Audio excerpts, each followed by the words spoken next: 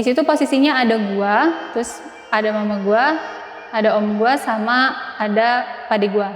Pas jam 2 pagian itu, tiba-tiba ada suara orang jalan dari arah luar rumah gua. Oke. Pas mama gua buka itu jendela, itu kita lihat ada 3 sosok pocong. Posisinya itu pintu kebuka, Bang. Pade gua itu langsung otomatis pengen nutup pintu gitu Dia kan. lihat juga berarti? Kita semua lihat. Anjir.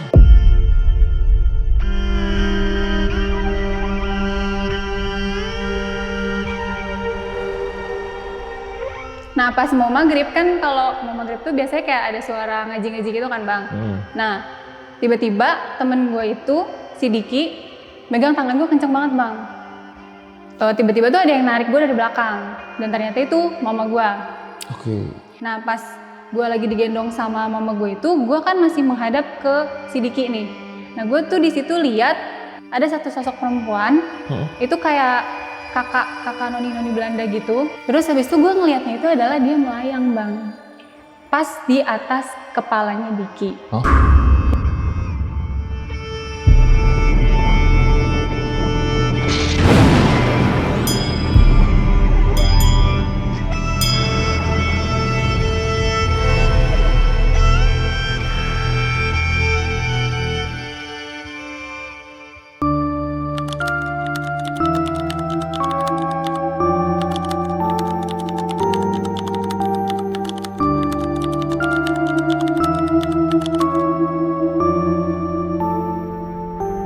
Halo teman-teman, malam ini ada cerita dari seseorang yang ngalamin kejadian horor di rumah masa kecilnya di daerah Jagakarsa, Jakarta Selatan. Jadi dia di sana tinggal dari kecil nih dan ngalamin kejadian horor yang berentet terus sampai akhirnya dia pindah dari rumah itu. Tapi sebelumnya kenalan dulu sama orangnya. Di sebelah gue udah ada Ain. Halo In. Halo In, thank you ya udah datang ke sini buat mau nyeritain nih. Ain tinggal di rumah itu dari tahun berapa? Dari tahun 2005. Berarti dari kecil tuh lahir di situ apa gimana? Enggak, mungkin sekitar umur 4-5 tahun lah gue di sana. Mulai ada kejadian horor ini pas Ain kelas berapa? Diinget-inget aja. Kelas 3 SD lah ya. Berarti sebelumnya aman nih. Apa nggak tahu apa mama ada cerita nggak sebelumnya emang rumah ini serem sebenarnya apa gimana? Sebenarnya emang udah serem sih, cuman nggak terlalu inget karena kan waktu itu masih kecil ya. Mama pun nggak pernah cerita berarti ya? Apa akhirnya cerita dia pas udah gede, pas Ain udah gede ini? Pas udah SMP sih atau SMK itu kita kan kayak ngobrol-ngobrol gitu. Nah itu suka diceritain sih. Oh memang udah serem ini rumah berarti. Oke. Mulai intensnya nih pas Ain kelas berapa? Intensnya itu pas adik gue lahir, pas abis gue lulus SD, pas SMP lah. Pas SMP mulai intens.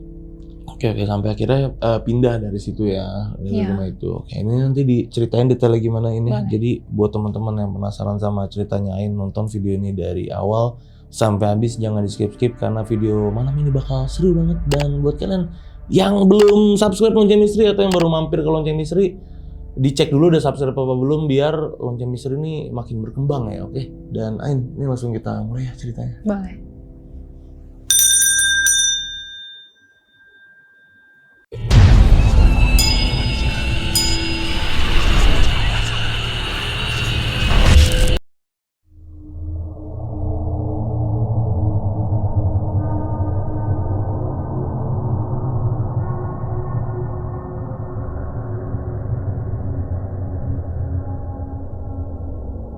Jadi gue mau ceritain tentang pengalaman horor gue di rumah masa kecil gue. Itu di daerah Jakarta Selatan. Gue tinggal di sana itu dari tahun 2005 sampai 2019 akhir. Oh lama dong. Lumayan lama. Nah, gue itu tinggal sama orang tua gue, terus ada kakak gue, abang gue, terus gue sama adik gue. Cerita pertama gue, itu waktu gue kelas 3 SD. Oke. Jadi waktu itu gue abis ujian akhir. Nah kan kalau ujian akhir tuh kan biasanya ada libur panjang tuh, Bang.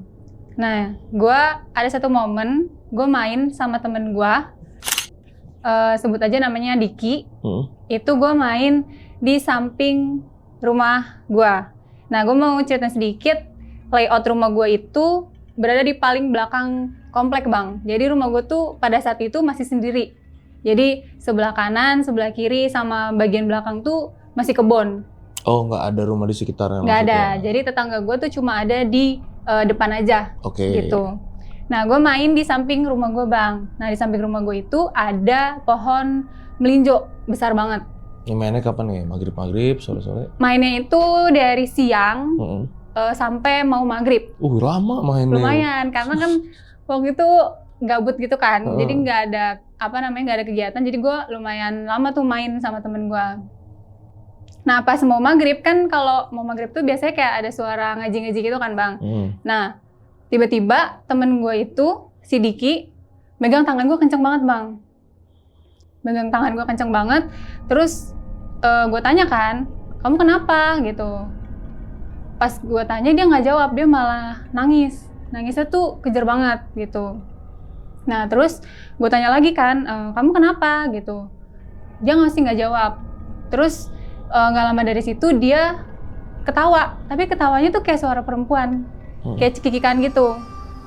Nah terus abis itu dia masih ketawa kayak gitu, gue manggil mama gue kan, kayak minta tolong gitu. Tapi yang datang itu orang tuanya dia.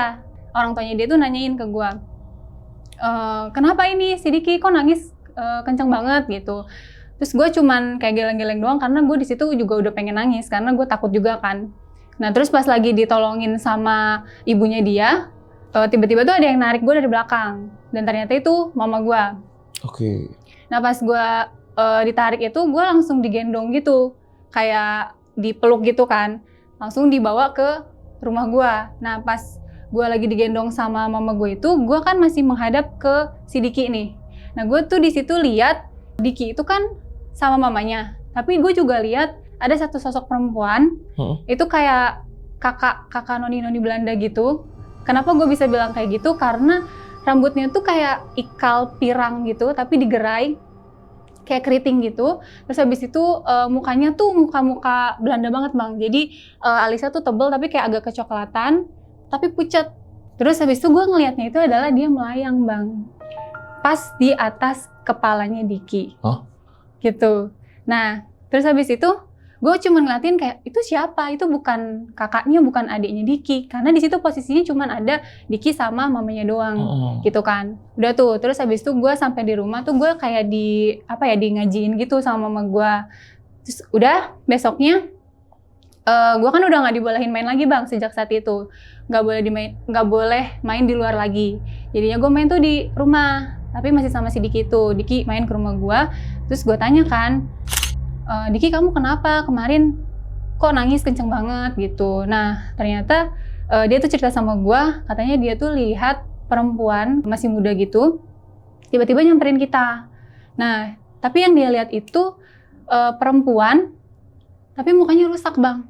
Mukanya tuh kayak berdarah rusak gitu, terus mukanya serem banget. Rambutnya tuh kayak ikal, kayak orang gila gitu, panjang, sama pakai daster. Dasternya tuh udah rusak dan berdarah-darah gitu. Nah, dia itu katanya mau ngambil gue bang, kayak mau narik gue gitu. Makanya si Diki tuh megang tangan gue, karena takut diambil kata dia. Terus dia tuh pengen bilang, pengen nyuruh gue itu buat lari. Tapi dia nggak bisa ngomong, jadi makanya dia cuma nangis, kayak gitu. Tapi kalau yang gue lihat itu cantik, cuman emang pucat aja. Kayak gitu. Dan kata si Diki bilang kalau katanya dia suka sama gue, si sosok perempuan itu. Katanya dia tuh mirip gue. Itu sih bang. Terus sejak saat itu gue udah gak boleh main keluar lagi. Dan Diki pun juga udah pindah dari perumahan gue itu.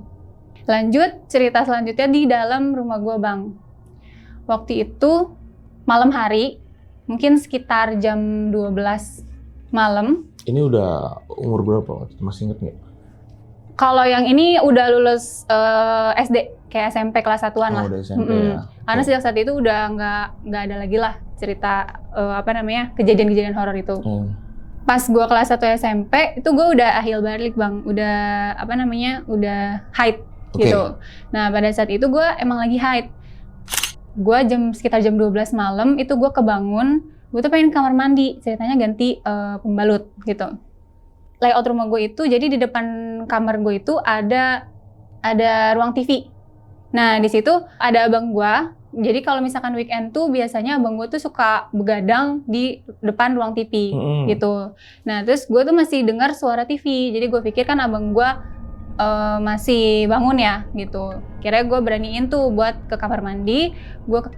Pas gue keluar kamar, itu gue ngeliat abang gue itu lagi dililit ular bang lehernya. Gitu. Nah terus abis itu gue berusaha buat bangunin abang gue kan. Cuman karena gue takut dia kenapa-kenapa, karena kan dia benar-benar dililit gitu bang. Jadi ini kan kerudung gue ini benar-benar dililit gitu. Terus kayak abang gue tuh udah tidur. Jadi dia tuh kayak tidur bareng gitu aja sama si ular itu. Anjir. Nah terus abis itu gue berusaha bangunin dia. Gue bangunin kakinya dia gitu. Gue suruh bangun tapi dia nggak bangun-bangun. Akhirnya gue bangunin orang tua gue. Terus pas ayah gue mau usir itu ularnya pergi ke arah pintu belakang rumah gue. Tapi dia nembus. Itu disaksiin sama gue, mama gue, sama gue sendiri. Jadi nyokap lihat juga ya berarti? Lihat juga. Itu. Terus cerita selanjutnya pas gue sendirian di rumah. Jadi pada saat itu gue lagi sendirian di rumah. Orang tua gue itu, ayah gue itu kerja. Jadi pulangnya tuh subuh gitu. Jadi lagi shift malam lah. Kemudian kakak sama abang gue tuh lagi keluar. Mama gue sama adik gue itu ngelayat gitu. Sebenarnya mama gue juga udah manggil tante gue buat nemenin gue. Cuman tante gue tuh masih di jalan gitu. Jadi gue ada momen gue sendirian di rumah. Nah gue tuh sendirian di ruang TV yang tadi tuh. Pas gue lagi nonton TV, gue tuh dengar suara ketukan pintu di pintu belakang rumah gue. Oh, ada pintu belakangnya ya? Iya. Nah gue mau ceritain sedikit bahwa di belakang rumah gue itu kebun kosong bang. Jadi nggak ada tetangga lain atau nggak ada rumah lain. Jadi benar-benar kalau kita buka pintu belakang rumah gue itu benar-benar langsung kebun aja gitu. Nah, gue dengar suara ketukan di situ. Yang pertama itu ketukannya biasa aja kayak tok tok tok gitu. Itu gue masih kayak oh mungkin tetangga gue kali ya gitu. Karena gue masih berusaha positive thinking gitu. Terus gue masih nonton TV, terus ketukan yang kedua tuh lumayan kenceng kayak tok, tok, tok gitu. Itu udah lumayan kenceng bang. Itu gue udah mulai panik tuh kayak, siapa sih nih iseng banget gitu kan. Terus ketukan yang ketiga tuh kenceng banget kayak tok, tok, tok, tok, tok, tok gitu. Benar-benar kayak orang maksa buat masuk gitu.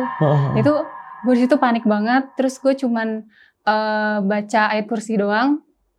Dan gue berharap tante gue datang. Itu tuh lumayan lama bang, kayak sekitar 2 menitan itu benar-benar pintu belakang rumah gue tuh benar-benar diketok kencang banget. Sampai gue ngelihat pintu belakang rumah gue tuh kayak bergetar juga gitu. Kayak kita kayak ngelihat benar-benar orang lagi gedor pintu gitu. Iya benar-benar. Terus gue tuh situ cuman bisa baca ayat kursi doang sampai tante gue datang. Jadi gue dengar suara motor tante gue. Terus tante gue datang kayak nanyain gue kenapa. Karena gue di situ panik banget. Gue langsung meluk tante gue. Tante gue nanya kenapa gitu. Terus gue nggak bisa ceritain tuh awalnya gitu. Tapi pas lama-kelamaan gue disuruh minum juga, terus habis itu gue udah tenang, baru gue ceritain. Dan setelah tante gue datang, suara itu udah nggak ada. Gitu. Oke. Dan nggak ada suara apapun, maksudnya nggak ada suara manggil. Biasanya kan kalau orang normal tuh Assalamualaikum, Assalamualaikum gitu kan. Atau mungkin manggil nama gue, nama keluarga gue gitu, itu nggak ada. Cuma suara ketokan aja. Iya aneh sih. Gitu. Dan gak ada jalan lain bang di belakang rumah gue, jadi abis belakang rumah gue tuh langsung kali. Oh. Gitu. Jadi kalau akses kemana-mana ya? Nggak ada. Jadi kalau misalkan orang mau lewat ya harus lewat kali itu dulu. Lanjut, cerita selanjutnya itu malam sekitar mungkin jam 11 malam lah ya. Ini masih waktunya jeda berapa hari? Udah agak lama sih, mungkin 3 bulan setelah itulah ya. Lu masih SMP nih berarti? Masih SMP. Masih kelas 1 SMP. Itu pada saat itu gue sakit bang.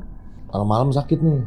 Sakitnya mungkin udah kayak seminggu, lumayan lama sih. Udah lama? Lama, pada saat itu lama. Gue sakit gejala tipes. Nah, sakitnya tuh juga lumayan menurut gue aneh ya. Jadi kalau misalkan pagi ke siang tuh gue biasa aja kayak beraktivitas seperti biasanya. Tapi kalau malam tuh gue pasti menggigil. Pokoknya dari abis maghrib sampai subuh tuh gue selalu menggigil, terus gue demam tinggi gitu. Pada saat itu gue sakitnya tuh lumayan parah lah ya, menggigil parah banget gitu. Pas jam 11 malaman gue tuh pengen ke kamar mandi bang. Terus karena badan gue masih gemeteran ya, jadi gue tuh pelan-pelan ke ke kamar mandinya. Gue tuh pegangan tembok gitu kan. Terus gue keluar kamar. Mungkin gue mau ceritain sedikit layout rumah gue. Toilet gue itu ada di paling pojok rumah gue. Di depan kamar mandinya itu ada tangga besi yang melingkar gitu. Nah di atasnya itu ada toren bang. Nah pas gue mau ke kamar mandi, gue tuh mungkin nggak tahu ya gue halu atau enggak, tapi gue lihat di situ ada perempuan di salah satu anak tangga di situ bang. Nah terus gue kayak tegesin gitu, kayak beneran ada orang nggak sih di situ gitu. Terus gue lihat dengan jelas itu ada sosok perempuan, rambutnya tuh kayak nutupin mukanya gitu bang. Jadi gue cuma lihat tuh rambutnya kayak gimbal warna hitam. Terus habis itu sama gue lihat dia pakai baju warna putih panjang gitu. Nah gue tuh nggak lihat tuh kakinya ada apa enggak gitu. Tapi gue tuh ngeliatnya tuh dia kayak melayang gitu bang. Terus habis itu gue lumayan panik kan, dan gue karena masih gemeteran, gue cuma baca ayat kursi. Pas gue lagi baca ayat kursi, dia tiba-tiba terbang ke atas bang, ke atas toren rumah gue gitu. Anjir. Terus habis itu udah nggak ada kejadian apa-apa lagi sih, mesti setelah itu kayak terbang gitu deh. Iya. Idih. Nggak ada suara apa-apa, dia cuma terbang aja ke atas. Cepet nggak apa slow dia terbangnya? Gue masih bisa lihat dia ke atas sih. Berarti nggak yang cepet-cepet banget juga. Cepet banget gitu enggak. Tapi benar-benar pas gue lagi baca ayat kursi. Oke. Gitu. Terus cerita selanjutnya itu, jadi pas mama gue mau melahirkan adik gue, itu mama gue qadarullahnya sakit bang, kena saraf kejepit. Jadi ada satu momen sekitar mungkin dari gue SMP sampai gue SMK, itu mama gue tuh sakit kalau misalkan kambuh itu dia sampai nggak bisa jalan, kayak lumpuh gitu. Jadi dari bagian pinggul sampai kakinya tuh nggak bisa digerakin kalau lagi kambuh. Oke. Kayak gitu. Nah, terus ada satu momen gue itu lagi tidur di kamar gue. Jadi kasur gue itu tuh nggak ada dipannya, jadi jarak dari kasur gue sama lantai itu lumayan pendek gitu. Nah pada saat itu gue inget banget sebelum gue tidur, gue tuh nutup pintu bang, nutup pintu sama matiin lampu. Gue nggak tahu itu mimpi atau enggak, tapi gue kayak masih inget sampai sekarang, dan gue ngerasa itu gue sadar pas gue lagi tidur, pintu kamar gue tuh kebuka bang, pintu kamar gue kebuka. Terus ada kayak sorotan lampu dari luar. Terus gue lihat kayak ada sosok perempuan, dia tuh jalannya ngesot gitu bang, dari luar kamar gue ke arah kasur gue.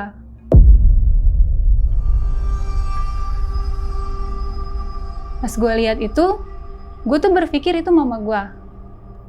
Terus dia tuh jalan, ngesot sambil nangis. Nangisnya tuh sesukukan banget, kayak perempuan sedih banget gitu. Nah yang gue lihat itu dia rambutnya itu berantakan banget, tapi kayak dicepol gitu. Terus habis itu dia nangis, tapi mukanya tuh kayak berdarah-darah gitu bang. Habis itu kayak pakai daster, tapi dasternya juga udah kayak berantakan banget gitu, kayak udah lusuh banget.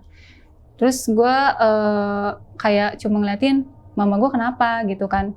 Dia nangis, terus sambil nyamperin ke arah kasur gue. Habis itu dia ngelus kepala gue. Dia ngelus kepala gue sambil nangis, masih nangis. Gue masih denger banget dia nangis. Terus habis itu, jadi posisi gue tuh kan kayak tidurnya tuh miring gitu kan. Jadi muka dia sama muka gue tuh hadap-hadapan bang. Tapi gue tuh gak takut sama sekali karena gue pikir itu mama gue.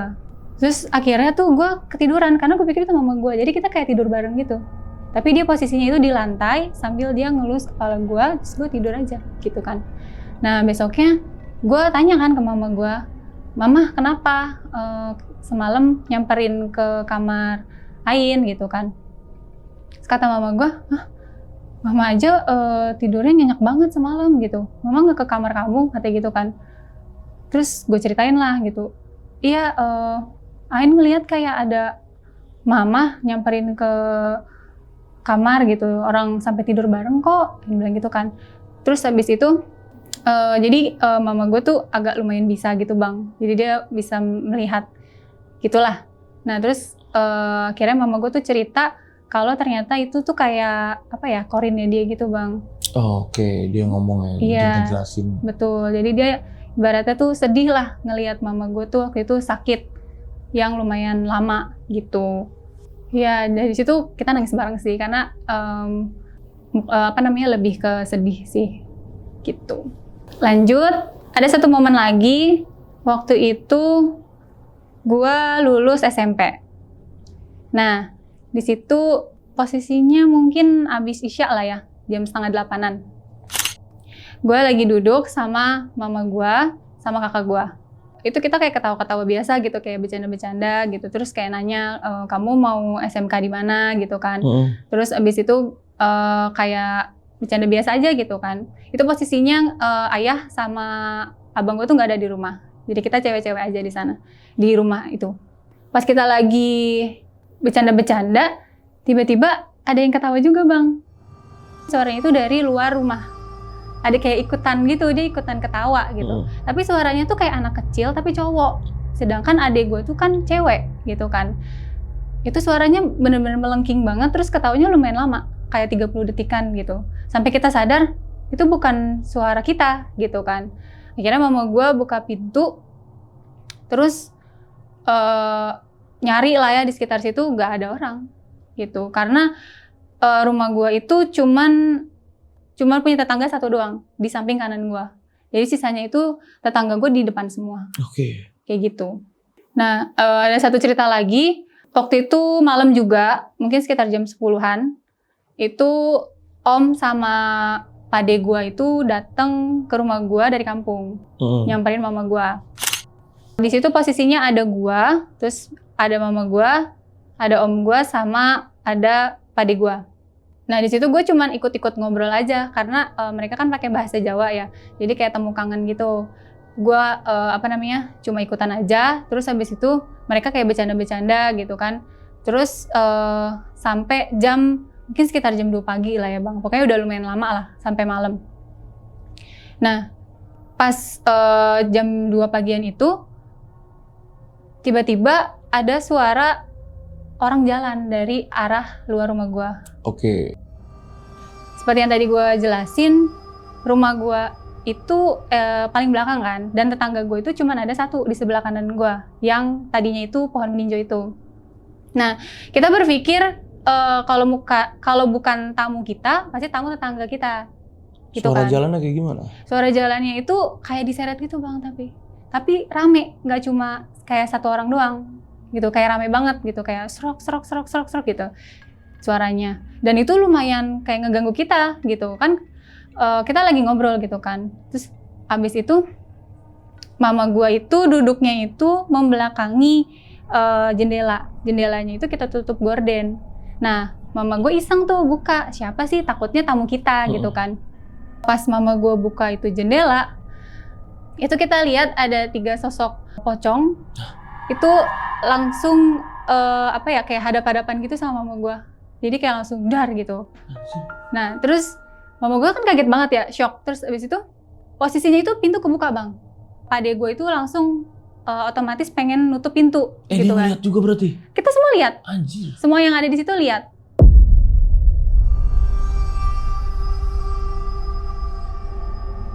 Terus pas pade gue mau nutup pintu itu, terus ngunci pintu, tiba-tiba tuh si pocong itu kayak maksa buat masuk, tapi lewat jendela itu.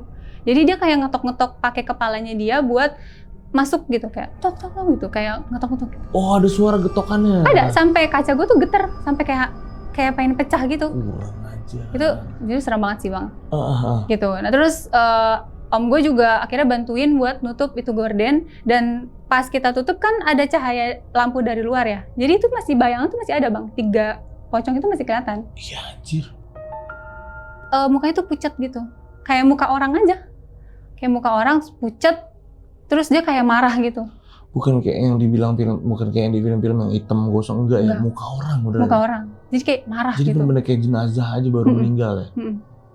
Mukanya melotot gitu, terus habis itu kayak marah tapi pucat. Gitu. Itu dia berusaha buat masuk ke rumah gua lewat jendela itu. Terus kita kayak baca-baca gitu, terus nggak lama tuh dia kayak mundur gitu bang. Kita lihat dari bayangan ya, jadi dia kayak mundur gitu. Selama-lama nggak ada, hilang. Ih, najong deh. Setelah itu gimana kondisi rumah, maksudnya setelah kejadian itu gimana? Setelah kejadian itu kita nggak ada yang tidur sendiri-sendiri sih. Kita semua tidur barengan aja di situ. Bahkan om sama pade gue karena udah malam juga ya, jadi akhirnya mutusin buat nginep. Terus kita semua tidur di situ bareng-bareng di ruang tamu. Iya lah, pade sama om khawatir juga kan pasti kan. Iya, kita juga mohon sih buat jangan pulang karena kita setakut itu. Iya pastilah. Sekarang itu rumah udah nggak ada, jadi udah kita kena gusur. Nah itu sekarang lokasi rumah gue itu udah dijadiin waduk. Rumahnya kena gusur? Iya, dan sekarang udah dijadiin waduk gitu. Oh mau kena gusur pemerintah berarti? Wih gede nih cair. Lumayan sih. Gitu. Nah pas proses pembuatan waduk itu juga lumayan lama bang, karena pada saat itu mungkin yang warga situ juga pada tahu ya. Jadi kayak digangguin gitu bang. Pas proses pembuatan waduknya. Jadi ada salah satu cerita tuh beko yang digunakan untuk meratakan tanah itu kayak digangguin gitu. Jadi si supirnya beko itu ada satu momen setiap pulang kerja dari situ tuh dia sakit. Jadi supir bekonya sakit. Oke. Jadi beberapa kali itu ganti supir gitu karena kayak udah trauma gitu, karena sakitnya tuh katanya sih lumayan parah gitu. Jadi beberapa kali ganti supir beko, terus abis itu kayak menurut mandornya lah ya, itu kayak ini kayaknya nggak beres gitu. Nah akhirnya si mandornya itu inisiatif buat ngundang mungkin ustadz kali ya, atau orang pintar gitu untuk ngajiin si daerah situlah gitu supaya minta diperlancar lah proses itu. Oke. Gitu. Nah, ada satu momen pada saat itu pas lagi di ngajiin itu tiba-tiba tuh ada sosok kayak perempuan gitu. Perempuan rambutnya panjang, menjuntai sampai sampai ke bawahnya gitu. Terus dia pakai baju panjang gitu warna putih gitu. Nah, itu duduk di beko itu, Bang. Jadi dia gini kayak Maksudnya ngacang kaki gitu loh, gitu. Sambil ketawa-tawa gitu. Jadi dia kayak ngerasa nggak takut gitu lah di ngajiin. Ngeledek dia. Iya, kayak ngeledek gitu. Kayak gitu. Terus habis itu nggak lama dari situ ada itu kan kayak disaksiin sama beberapa warga gitu ya. Nah, salah satu warga di situ tuh kesurupan gitu. Nah, pas kesurupan itu intinya dia bilang kayak itu tuh rumah dia gitu. Kayak kita pendatang baru tuh mungkin nggak izin atau apa gitu, jadi dia nggak terima. Mau dibangun waduk nggak terima nih? Ya mungkin ya gitu, karena emang di situ tuh emang kebun kosong tuh udah lama banget dari gua belum lahir bahkan, karena dulunya itu juga rawa sih katanya. Kayak gitu, dan setelah itu sih alhamdulillah lancar sih dan udah jadi sampai sekarang. Rumah tapi pindahnya deket situ juga apa jauh? Enggak, pindah jauh ke Gunung Sindur. Pindah jauh ke? Gunung Sindur. Oh pindahnya jauh ya ke Gunung Sindur. Lumayan. Ya? Nah setelah waduk itu jadi pun ada kejadian mistis lah menurut gue, tapi tuh lumayan mengerikan juga sih. Ini infonya dari mana? Infonya karena gue di situ juga. Oh. Gitu. Jadi mama gue, jadi yang pindah itu cuman gue sama kakak gue aja ke Gunung Sindur. Jadi mama gue tetap stay di situ. Ada rumah lagi di situ? Iya. Oh. Jadi tapi ngontrak. Oke. Gitu. Jadi kita masih suka main lah di sana gitu. Oh iyalah, jadi tahu kabarnya. Ada satu momen waduk itu kan pas udah jadi tuh kayak mungkin kita seneng gitu ya. Jadi suka buat rekreasi. Jadi kita buat jogging gitu. Terus juga ada satu momen tuh banyak penyewaan sepeda listrik. Karena emang lumayan enak banget Bang buat jalan-jalan mengelilingi si waduk itu. Karena lumayan luas juga. Mau maghrib kayaknya sekitar jam 4 atau jam 5-an lah ya. Belum maghrib lah. Sekitar jam 5-an itu ada segerombolan anak kecil tuh main sepeda listrik. Mungkin sekitar 3 sampai 4 orang lah ya. Nah, terus tiba-tiba itu dia jatuh ke waduk itu. Iya. Mungkin gue ceritain sedikit. Jadi si waduk itu tuh belum banyak airnya gitu, Bang. Jadi kan ini jalanan buat jogging sama buat naik sepeda listrik itu. Terus di bawahnya itu kayak ada taman gitu, taman kecil itu bisa buat kita duduk-duduk, nongkrong-nongkrong itu bisa. Nah terus baru ke ke waduk itu, ke air itu kan. Logikanya itu kan kalau misalkan dia jatuh pasti kan ke taman itu dulu gitu kan. Tapi itu enggak Bang, dia langsung merosot langsung ke kali itu. Dia jatuh terus langsung tenggelam. Aduh. Jadi dia nggak ada kayak minta tolong gitu, nggak, langsung tenggelam. Itu rame. Itu bikin heboh juga sih. Selamat.